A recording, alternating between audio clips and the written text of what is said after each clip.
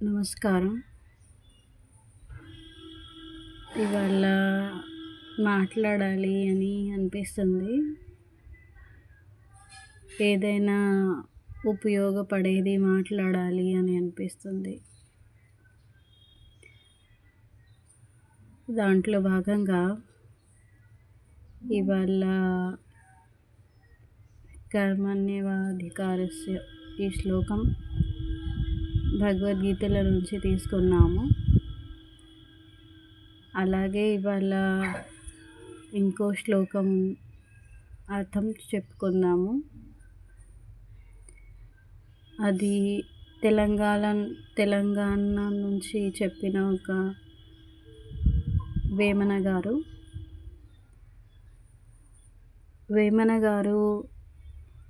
ఒక పద్యం చెప్పారు. అది నేను 3వ తరగతిలో 4వ తరగతిలో మా పిన్ని వాళ్ళ ఇంటికి వచ్చినప్పుడు మా అన్న తమ్ముళ్ళ దగ్గర నేర్చుకున్నాను. అలాంటివి పద్యాలు మహారాష్ట్రలో కూడా ఉన్నాయి. కానీ వేమన పద్యాలు ఎంత సులువుగా నోటికి చేసుకోగలుగుతామో, కొద్దిగా నాకు మహారాష్ట్రలో ఉన్న శ్లోకాలు నేర్చుకోవడానికి కొద్దిగా కఠినంగా పోయింది. మహారాష్ట్రలో ఉన్న శ్లోకాలు నాకు గుర్తుకు లేవు, కానీ వేమన పద్యం బాగా పట్టుకున్నాను నేను చిన్నప్పటి నుంచి. మీ అందరికీ తెలిసిందే, ఉప్పు కప్పురంబు ఒక్క పోలిక నుండు చూడ చూడ రుచులు జాడ వేరయ పురుషులందు పుణ్య పురుషులు వేరయ విశ్వదాభిరామ వినురవేమ. అయితే చిన్నప్పుడు ఏమర్థమైంది అంటే, ఫస్ట్ స్టేజ్ కర్పూరం వేరేగా ఉంటుంది, ఉప్పు వేరేగా ఉంటుంది అని. అది ప్రతిసారి గమనించాను.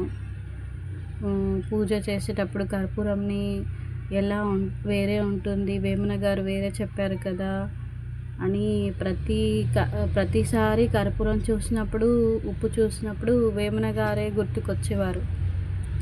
బాల్యంలో కానీ, యవ్వనంలో కానీ, ఇప్పుడు కానీ ఎప్పుడైనా గుర్తుకొచ్చేవారు. కర్పూరము దేవుడి రూమ్లో వాడతాము. 2 విధాలుగా వాడతాము. ఒకటి తీర్థంలో ప్రసాదంలో వాడతాము, ఇంకోటి కర్పూరం వెలిగిస్తాము. ఉప్పు అయితే తినేటప్పుడు వాడతాము, శరీరాని కోసం వాడతాము. ఇది అర్థమైంది. ఇంకా కర్పూరం కూడా కొంచెం తీర్థంలో తీసుకుంటే శరీరం లోపలికి పోతుంది అని అర్థమైంది. కొంచెం చల్లదనాన్ని ఇస్తుంది, కొద్దిగా టేస్ట్ కూడా బాగుంటుంది అని అర్థమైంది. అదే కాకుండా ఆరతి ఇచ్చేటప్పుడు కూడా కర్పూరం వాడతాము అని అర్థమైంది. డిగ్రీ చదువుకునేటప్పుడు ఈ ఉన్న నాలెడ్జ్ని కొంచెం ఎక్కువ ఇంప్రూవ్మెంట్ అయింది. అది ఎలా అంటే, సాల్ట్ అంటే NaCl అని అర్థమైంది. సాల్ట్ అంటే NaCl అంటే ఇంకా కొంచెం ఫస్ట్ ఇయర్ అలా ఇంకొక 2-3 సార్లు కాలేజ్కి వెళ్తే ఏమర్థమైంది అంటే, ఫార్ములాస్ నోటికి చేసుకోమని ఫార్ములాస్ డ్రా చేసి చూపెట్టారు లెక్చరర్. సరే, ఇంకా కొంచెం ఇంప్రూవ్మెంట్ అయింది కదా ఈ ఉప్పు అనే ఒక పదార్థంలో అనుకున్నాను.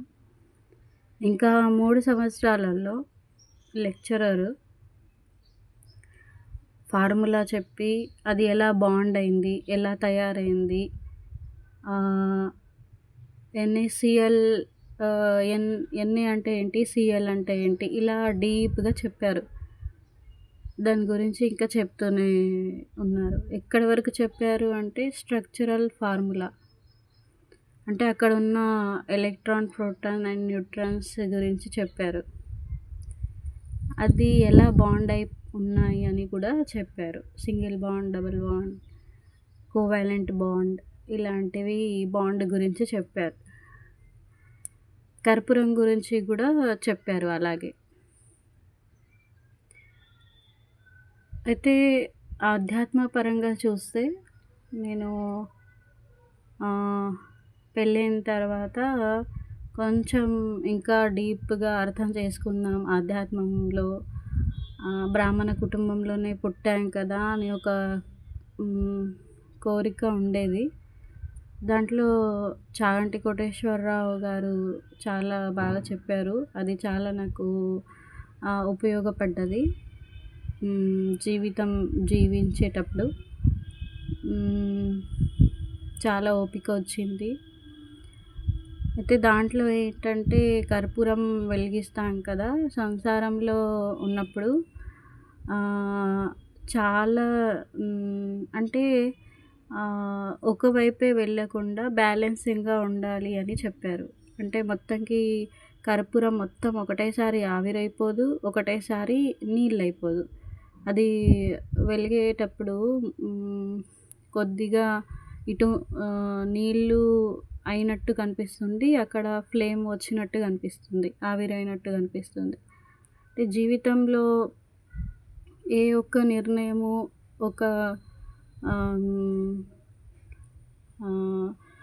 ఒకటే వైపు చూడకుండా దాన్ని ఇంకో వైపు కూడా ఉంటుంది అని తెలుసుకోవడానికి కొద్దిగా హెల్ప్ అయింది. మరీ సంసారంలో ఉన్నప్పుడు మరీ కరిగిపోకుండా కూడా ఉండాలి అని అర్థమైంది. దాన్ని చూసేటప్పుడు కర్పూరం చూసేటప్పుడు మాంగళ్యప్రదమని చెప్పారు. కర్పూరం చూసేటప్పుడు వెలిగించేటప్పుడు ఎలా ఉంటుంది అంటే అది ఒక ఫ్లేమ్ పైకి వెళ్తుంది, కిందికి రాదు. అగ్ని ఒక ప్రవాహం పైననే ఎక్కువ ఉంటుంది అని తెలిసింది. మధ్యలో ఎక్కడైనా స్టార్టింగ్ అగ్ని కాలేటప్పుడు కొంచెం కింది భాగంలో చేతి పెడితే వేలు పెడితే కాలదు. కానీ అగ్ని యొక్క ఫ్లేమ్ ఎక్కడి వరకైతే ఉందో దాని టాప్ పైన చేతి పెడితే చాలా తొందరగా కాలినట్టు అనిపిస్తుంది. అక్కడనే దానికి ఆ జ్వాలకి అక్కడనే చాలా టిప్‌కే బాగా బలం ఉంది అని తెలుస్తుంది. సేమ్ టైంలో నీళ్ళు కూడా కొంచెం అక్కడక్కడ ఉన్నట్టు కనిపిస్తుంది. అంటే మరీ కరిగిపోకుండా ఉండాలి. నిన్ను అలా బ్యాలెన్స్ చేసుకోవాలి అన్నది కూడా అక్కడ తెలుస్తుంది.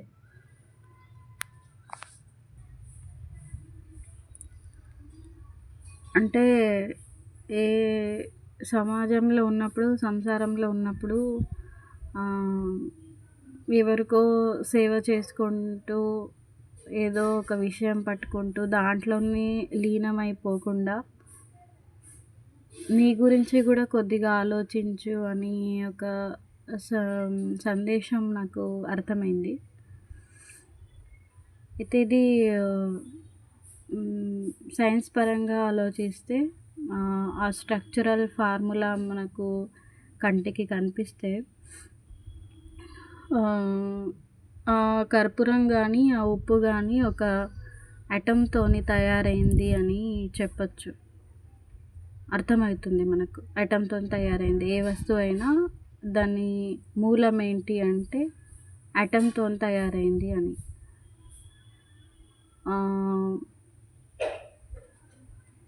అటమ్‌తోని తయారైనప్పుడు ఆ అటమ్‌లో ఎలక్ట్రాన్, న్యూట్రాన్, ప్రోటాన్ అని ఒక 3 అంశాలుంటాయి. అయితే మీకు ఎంత లెక్చరర్ తెలిసిన వాళ్ళున్నాని ఇంత మటుకే మీకు ఏదైనా చిన్నప్పటి నుంచి తెలిసిన విషయానికి ఇక్కడి వరకు తీసుకొచ్చి ఉంచగలుగుతారు. ఇక్కడి వరకే తీసుకువెళతారు. అలా ఒక సైంటిఫిక్ దృష్ట్యా చూస్తే, సైంటిఫిక్‌గా ఆలోచిస్తే ఆహ్, అటమ్‌కి ఉన్న సరౌండింగ్‌లో ఉన్న ఆర్బిటల్స్ ఒక్కొక్క ఆహ్, ఎలక్ట్రాన్‌ని తీసుకొని అలా అరేంజ్ చేసుకుంది కాబట్టి ఆహ్, ఒక అటమ్ పక్కన ఒక 2 ఎలక్ట్రాన్స్ ఉన్నాయి కాబట్టి అది హైడ్రోజన్ అయింది. లేకపోతే 3 ఎలక్ట్రాన్స్ ఉన్నాయి కాబట్టి అది హీలియం అయింది. అంటే ఒక అటమ్ పక్కన ఉన్న ఎలక్ట్రాన్స్ డిసైడ్ చేస్తుంది అది ఏమి కావాలనుకుంటుందో అని అర్థమవుతుంది. అంటే ఎన్ని తీసుకున్నా, సీఎల్ తీసుకున్నా ఎందుకు అవి వేరే వేరేగా ఉన్నాయి అంటే బికాజ్ ఆఫ్ అక్కడున్న అరేంజ్‌మెంట్ ఆఫ్ ఎలక్ట్రాన్స్ వల్ల.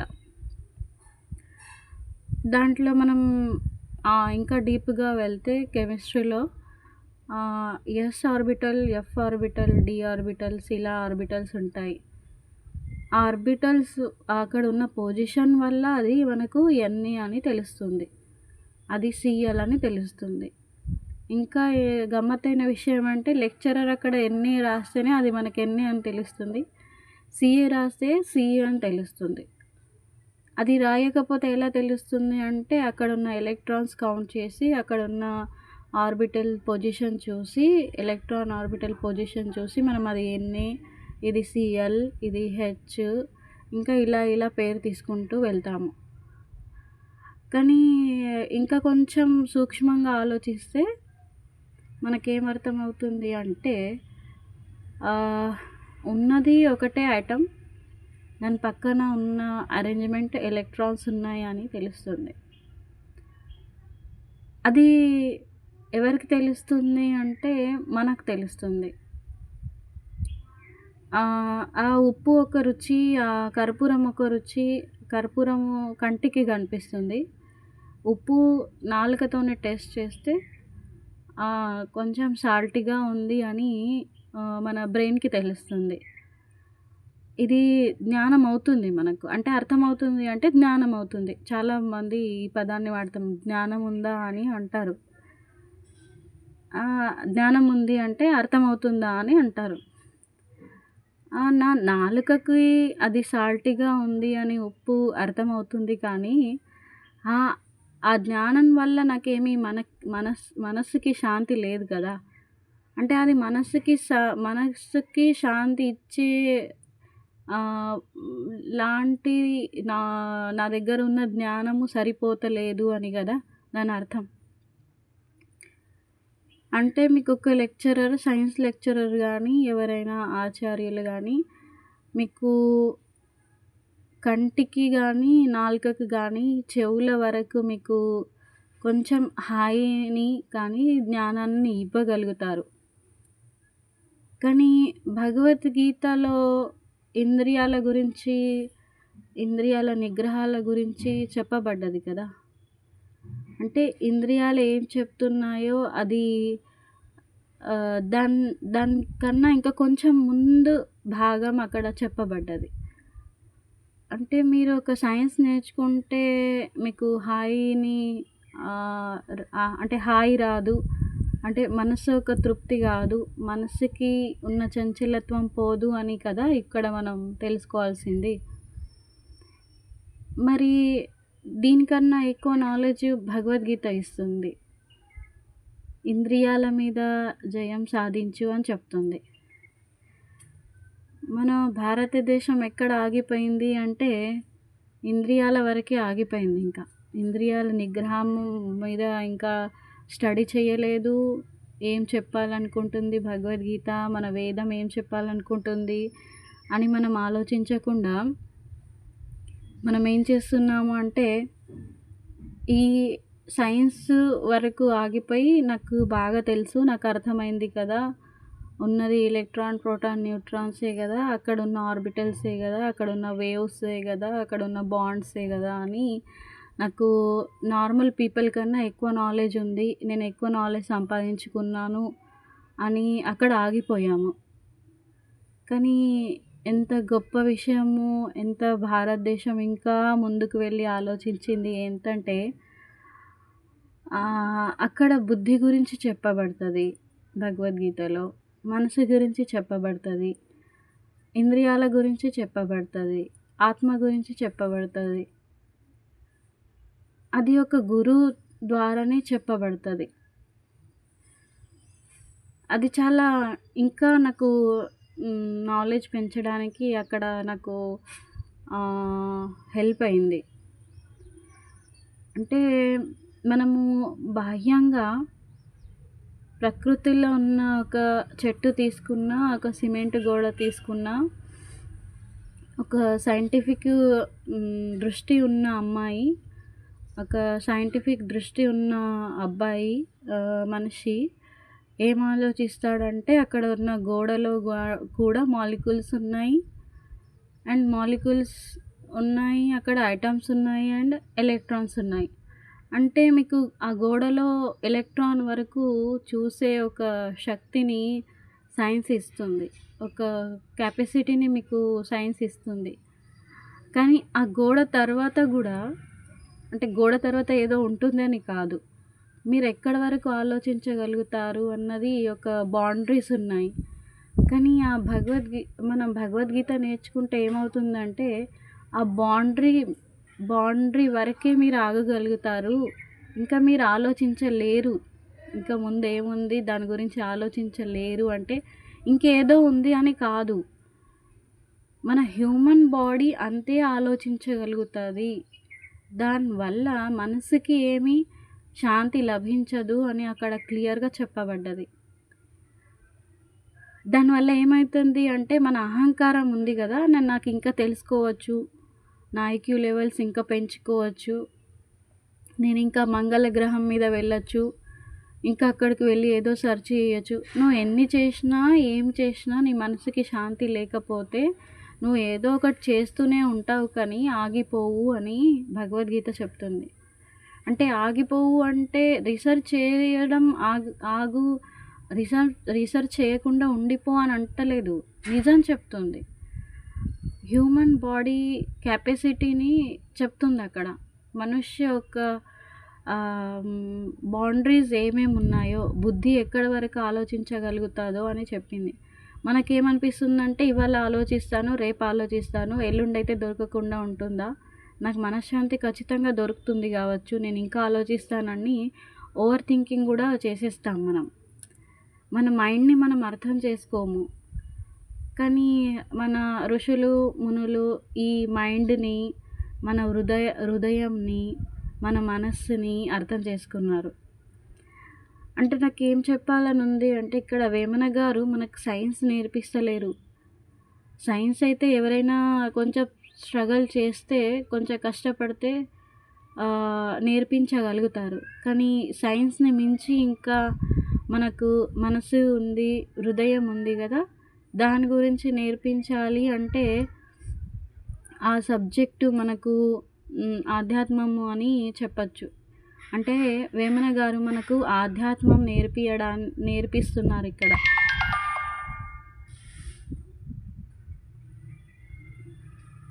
ఆధ్యాత్మము ఎందుకు అవసరము అంటే మనసుకి అవసరము. నాకు అవసరం లేదు. ఆ ఆధ్యాత్మం వల్ల నాకు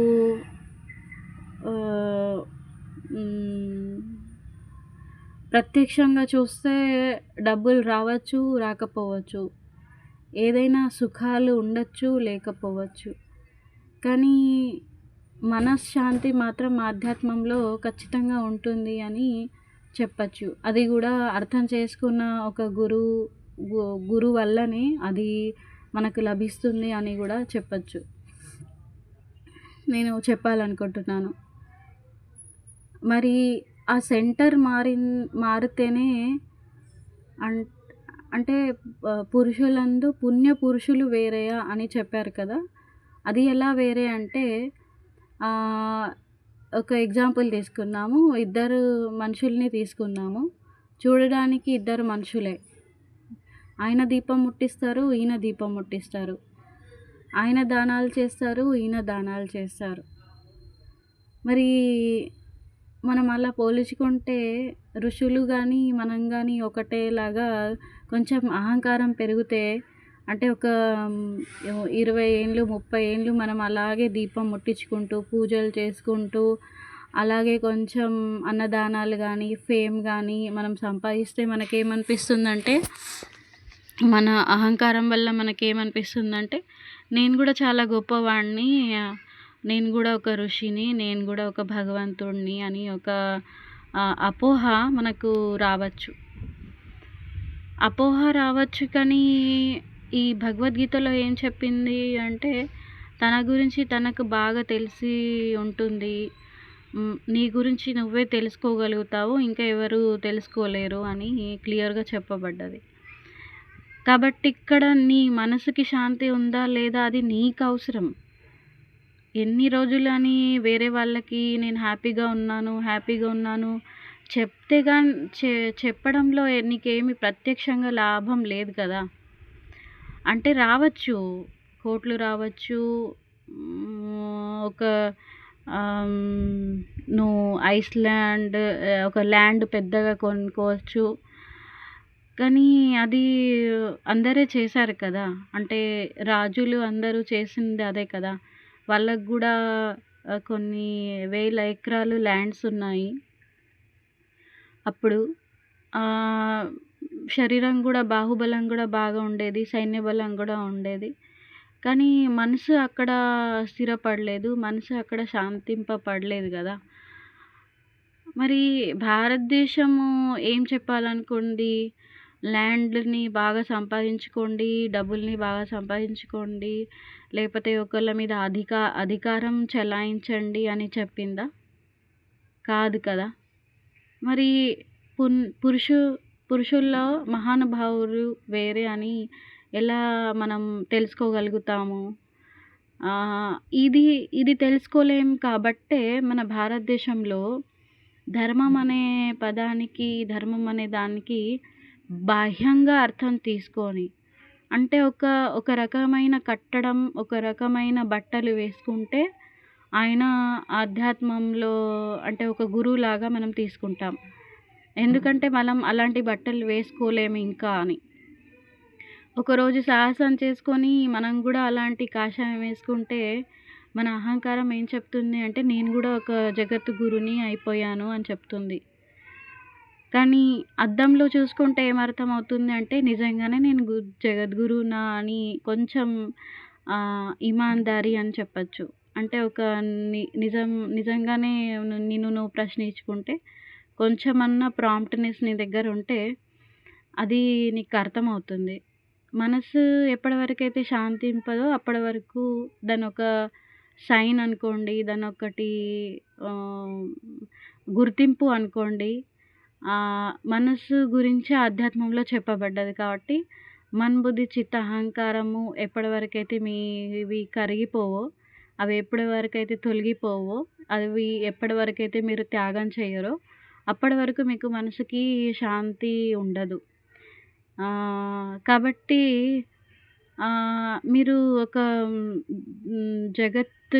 జగత్తు దృష్టిలో మీరు ఒక మహానుభావుడు వేషమేసుకొని, లేకపోతే కాషాయం బట్టలు వేసుకొని, శిఖ వేసుకొని, జందం వేసుకొని, చాలా కోట్లు సంపాదించి, చాలా ల్యాండ్ సంపాదించి, రాయల్‌గా బతికి, మీరొక డ్రామాలాగా సమాజం ముందు పెట్టొచ్చు. కానీ దానివల్ల సమాజానికి ఏమి నష్టం లేదు.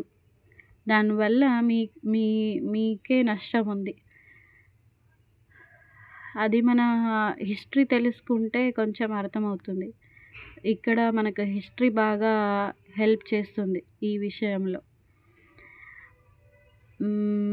రాజులు బాగా హెల్ప్ చేశారు. ఎందుకంటే రాజుల దగ్గర చాలా భూములు ఉండేవి. కానీ వాళ్ళు సన్యాసుల దగ్గరికి, ఋషి దగ్గరకొచ్చి, నా మనసు చంచలంగా ఉంది, నేను ఎన్ని చేసినా నాకింకా తృప్తి అనిపిస్తలేదు, నా వాళ్ళు నన్ను వదిలిపెట్టిపోయారు అని బాధపడుకుంటా ఋషుల దగ్గరికి వచ్చేవారు రాజులు.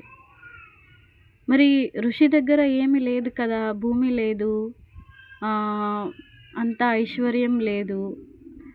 అంటే ఋషి అనుకుంటే ఆయన సంపాదించుకోవచ్చు. కొందరు ఋషులు అలా గూడా బతికారు. ఇప్పుడు రాముల వారిని తీసుకుంటే రాముల వారి దగ్గర చాలా ల్యాండ్ ఉండేది. మొత్తం భారతదేశం ఆయనదే ఉండేది పరిపాలన. ఆహ్, బంగారం ఉండేది. ఆహ్, శ్రీ మనం రావణాసుడు లంక పైన గూడా విజయించారు. జయించి ఆ లంకని గూడా ఆయన దాని మీద విజయం సాధించారు. అది గూడా ఆయనదే. కానీ ఆయన మళ్ళీ అది వదిలిపెట్టి వచ్చేసారు. వేరే వాళ్ళకి దానం ఇచ్చేసారు. వేరే వాళ్ళకి చూసుకోమని అప్పచెప్పి వచ్చేసారు. ఎందుకంటే అక్కడ అయోధ్యలో ఉన్న ప్రజలకి కొద్దిగా శాంతింపి వాళ్ళకి కొద్దిగా నాలెడ్జ్‌ని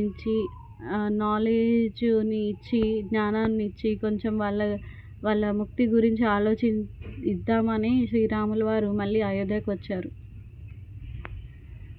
కాబట్టి మీరు ఎలాంటి కాపీ చేయాలనుకున్నా ఎవరిని చూసి అంటే ఒక ఐడియల్ మనిషిని ఎవరిని చూసి కాపీ చేయాలనుకున్నా మీకక్కడ మనసు శాంతింపదు. అంటే మీరు ముక్తి వరకు చేరుకోలేరు. అది ముక్తి వరకు చేరుకోవాలి అంటే ఒక సరైన గురువు అవసరము. సరైన మార్గదర్శనం అవసరము. సెల్ఫ్ అబ్జర్వేషన్ అవసరము. దానికన్నా ఇంకొక స్టెప్ అంటే మీకు ముక్తి పట్ల ఒక శ్రద్ధ, ఒక ప్రేమ ఉంటేనే మీరు ఈ మార్గంలో కొంచెం అభివృద్ధి చేయగలుగుతారు. లేకపోతే అందరిలాగానే సంపాదించుకొని అందరిలాగానే వెళ్ళిపోవాల్సొస్తది. మీరు బతకరు ఇంకా. కాపీ చేసుకుంటూనే మీ జీవితం వెళ్ళిపోతుంది. మీరు బతకాలనుకుంటే జీవితం నేను ఉన్నన్ని రోజులు హాయిగా ఉండాలనుకుంటేనే ఈ ఆధ్యాత్మం మీకు చాలా హెల్ప్ అవుతుంది. లేకపోతే కాదు.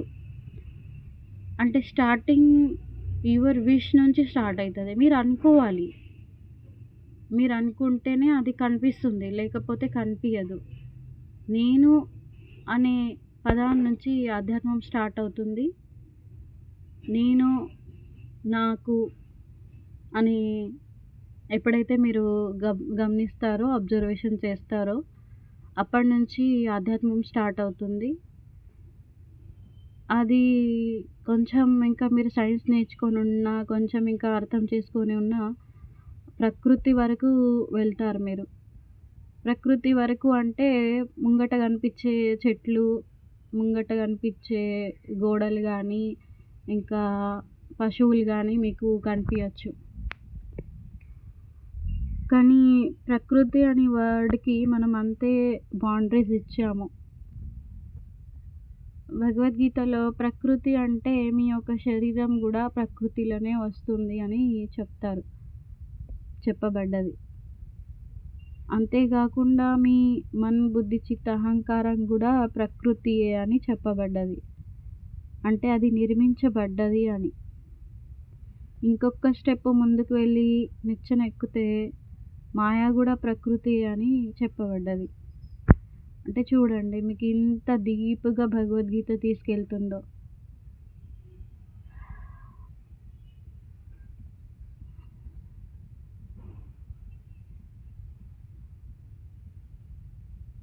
అది ప్రకృతి అంటే మనకొకటి అర్థమైన పదం ఏంటంటే ముందు కనిపించేవి అన్నీ ప్రకృతిలో భాగము.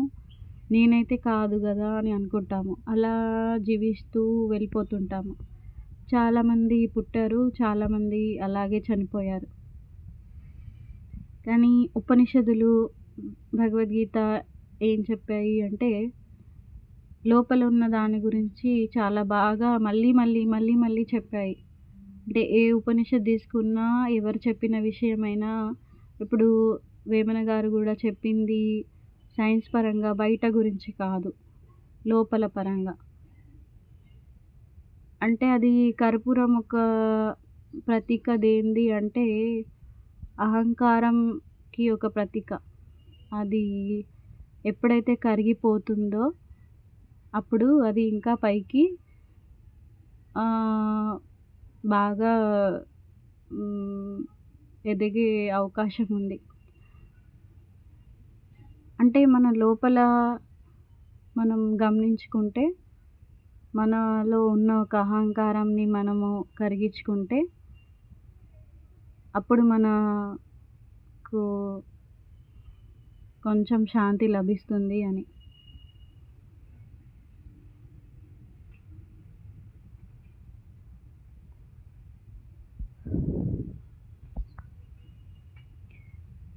అంటే బాహ్యం గురించి ఇక్కడ ఎవరు చెప్పలేరు. అంతరం గురించి చెప్పారు. లోపటి గురించి చెప్పారు అని. మీకు ఇంట్రెస్ట్ ఉంటే మీరు బాహ్యం గురించి గూడా తెలుసుకోవడం అంతే ఇంపార్టెంటు. దాని తర్వాత ఇంకో స్టెప్ ఏందంటే, లోపటి గురించి గూడా తెలుసుకోవడం అంతే ఇంపార్టెంటు. మీరు బాహ్యం గురించి, మీ శరీరం గురించి, ప్రకృతి గురించి ఏ ఎంత డీప్‌గా వెళ్ళినా మీకు చాలా అవార్డ్స్ రావచ్చు. సైన్స్ హ్మ్, నాసా మీకు బాగా పొగడొచ్చు. అన్నీ చాలా అవకాశాలున్నాయి. చాలా పాసిబిలిటీస్ ఉన్నాయి. కానీ లోపల మాత్రం మీకు హాయి గావాలంటే మీరు వేమన గారు చెప్పిన పద్యాల్ని అర్థం చేసుకుంటేనే మీకు లోపల ఒక హాయి దొరుకుతుంది. భగవద్గీతలో శ్లోకాలకి గురువుతోని చెప్పించుకుంటేనే అర్థం చేసుకున్న గురువుగారి దగ్గరికి వెళ్ళి ఆ పాదాలు పట్టుకొని సరెండర్ అయితేనే మీకు దానొక అర్థం తెలుస్తుంది. మీరనుకుంటేనే మీకు అర్థం తెలుస్తుంది అని గూడా మీరు తెలుసుకోవాలి. నాకు ఓవరాల్‌గా ఏం చెప్పాలి అనుకుంటున్నానంటే, భగవంతుడు అనే ఒక విషయాన్ని పట్టుకొని గణపతి గానీ, సుబ్రహ్మణ్యం గానీ, ఇంకా చాలా దేవుళ్ళు మనకు కళ్ళ ముంగట కనిపిస్తాయి. ఆ రూపం అలాగే ఉన్నదనుకోని మీరు జీవితం అలాగే గడిపేస్తే నాకు కొద్దిగా బాధ అవుతుంది. అంటే మీరు ఉన్న నాలెడ్జ్ వరకు మీరు వెళ్ళలేకపోయారు అని మనకొక బాధ అనిపిస్తుంది. నాకొక బాధ అనిపిస్తుంది. అంటే బాహ్యంగా మీరు చాలా పూజలు చేశారు, ఉపవాసాలు చేశారు, తన శరీరానికి బాగా కష్టపెట్టుకున్నారు, హాయి లేకుండా చేసుకున్నారు, సుఖంగా ఉండకుండా చేసుకున్నారు. కానీ అది సరిపోదు కదా! భగవద్గీత గానీ, ఉపనిషత్తులు గానీ నువ్వు హాయిగా ఉండకు, నువ్వు ఉపవాసం సావు అని చెప్పలేరు గదా! మరి అలాంటప్పుడు నేను కళ్ళ ముందు సమాజంలో ఇలాంటి మూర్ఖత్వం చూస్తూ ఉంటే నేనెలా హాయిగా ఉండగలుగుతాను? మాట్లాడకుండా ఎలా ఉండగలుగుతాను? అలా సైలెంట్‌గా ఉండలేకనే ఇవాళ యూట్యూబ్ ఆన్ చేసుకొని మాట్లాడాలి అనిపిస్తుంది. ఎందుకంటే ఎదురుంగా ఉండి ఎవరితోనన్నా మాట్లాడితే వాళ్ళు అంతగా ఇంట్రెస్ట్ పెట్టి వినరు. అంత అవసరం లేదు. మరి లేనప్పుడు మనం ఆ సబ్జెక్ట్‌లో డీప్‌గా వెళ్ళనప్పుడు ఎందుకు నేను చాలా పెద్ద భక్తుడిని అని చెప్పుకుంటారో నాకు అర్థం గాదు. దానివల్ల లాభం పొందొచ్చు గానీ ప్రత్యక్షంగా లాభం ఏం లేదు గదా! అది గూడా వాళ్ళకి తెలవదు. ఇది అంతా అజ్ఞానం ఉంది కాబట్టి నాకు కొంచెం మాట్లాడితే కొంచెం జ్ఞానం వైపు వెళ్ళే అవకాశం ఉంది అని నేను మాట్లాడుతున్నాను. అది నేను నా గోల్ రీచ్ అవుతానో కాదో నాకు తెలవదు. కానీ నాకు ఇలాగే మాట్లాడడం, ఈ విషయాల పట్లనే మాట్లాడాలి కొన్ని సంవత్సరాలు అని అనిపిస్తుంది. ఇది మాట్లాడకపోతే నేను ఉండలేకపోతున్నాను. సమాజంలో చేసే మూర్ఖత్వం చూడలేకపోతున్నాను. ఒక్కదాన్ని నేనేం చేయలేకపోతున్నాను. అంటే ప్లాస్టిక్‌ని తొలగిద్దాము అన్నా, నీళ్ళని సేవ్ చేయాలన్నా, ఇంకేదన్నా అన్నా ఒక్కదాన్ని చేయలేకపోతున్నాను. చేశాను చాలా సంవత్సరాలు డస్ట్‌బిన్‌లోనే ప్లాస్టిక్ వేశాను. కానీ ఆ ప్లాస్టిక్ మాయమైపోలేదు కదా! దీని పట్ల నాకింకా కుతూహలం పెరిగి నేనొక్కదాన్నే నీళ్ళు సేవ్ చేసి నేనొక్కదాన్నే ఒక 5 ప్లాంట్లు పెడితే నేను బతుకుతాను అని పాసిబిలిటీస్ నాకు లేవు కదా అక్కడ. నేనొక్కదాన్నే బతకాలి అని అనుకుంటలేను. నేను బతకలేను కూడా అలాగా. అది నా మూర్ఖత్వం అవుతుంది. జంగల్‌లో ఉన్న అన్ని చెట్లు కాలిపోయిన తర్వాత నేను పెట్టిన 5 చెట్లు ఎలా బతుకుంటాయి?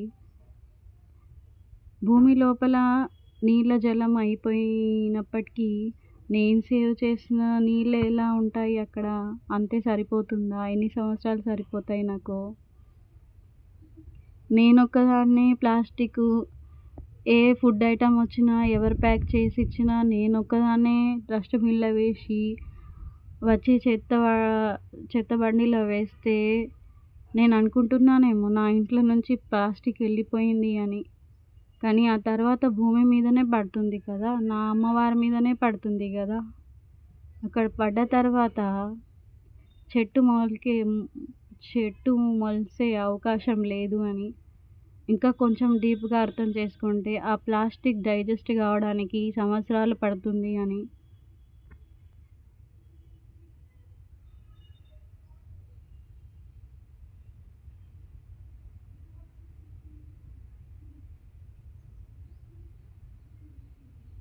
నాకు ఎన్ని తెలుసున్నా, తెలవకపోయినా నేనొక్కదాన్ని ఏం చేయలేదు అని నాకర్థమైంది. కాబట్టి నేను కొంచెం మాట్లాడుతున్నాను.